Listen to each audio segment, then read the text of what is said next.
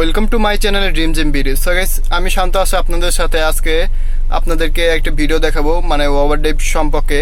তো একটি ভাই অনেক রিকোয়েস্ট করার কারণে এই ভিডিওটি করা, না হলে করা হতো না। তো আমি কথা না বাড়িয়ে এখন সরাসরি চলে যাব যেই ভাই আমাকে হেল্প করতেছে। তো ভাইয়ের নাম হচ্ছে এমডি আওয়াল সাহ।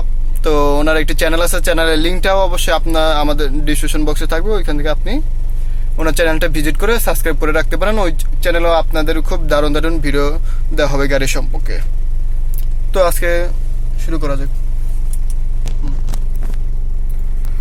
এটা হচ্ছে টয়োটা রিং ভিস্তা। এটার স্টিয়ারিং এর পাশে হচ্ছে এটা আপনার গিয়ার লিভারটা স্টিয়ারিং এর পাশে, যেটা আর কি এটা হচ্ছে গিয়ার লিভার। গিয়ার লিভারের মাথায় এটা হচ্ছে ওভারড্রাইভ। ওভারড্রাইভ সুইচটা এই যে ওভারড্রাইভ অন অফ লেখা আছে। এখন ওভারড্রাইভ কিন্তু অফ আছে, অফ আছে। এই যে দেখেন আমার ইসে যে দেওয়া আছে, এটা ওভারড্রাইভ অফ সামনে দেখতে পাচ্ছেন। এখন আমি যদি বাটনটা চাপ দিই ওভারড্রাইভ অন হয়ে গেছে, অতএব ওভারড্রাইভের লেখাটা নাই, আবার চলে আসছে। এখন ই করা আছে। আর অন অফ করার নিয়মটা এই জায়গাতেই, জাস্ট একবার চাপ দিলেই অন, আবার চাপ দিলেই অফ।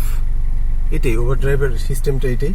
আর ওভারড্রাইভটা ব্যবহার করার নিয়মটা হচ্ছে আপনার দেখা যাচ্ছে লং রোডে কোথাও যাচ্ছেন, অথবা আপনার 50-60 স্পিডের উপরে যাইতেছেন, দেখা যাচ্ছে আপনার 2-4 কিলো 5 কিলো 6 কিলো যাইতে পারতেছেন। সেই সময়টা যদি ওভারড্রাইভটা ইউজ করেন তাহলে আপনার হয়তো ফুয়েল কস্টটা একটু কম হয় আর কি, আপনার তুলনামূলক কিছুটা কম হয়, বা খুব একটা কম না, জাস্ট কিছুটা একটা কম। এর জন্য ওভারড্রাইভটা ব্যবহার করা।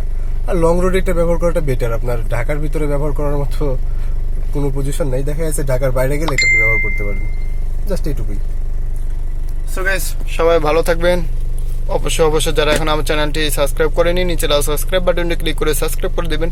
এবং কি ওই চ্যানেলে ঘুরে আসতে আমার চ্যানেলে প্রথম ডিসক্রিপশন বক্সের লিঙ্কটা যেটা দেওয়া থাকবে ওইখানে ক্লিক করে আপনি চলে যান।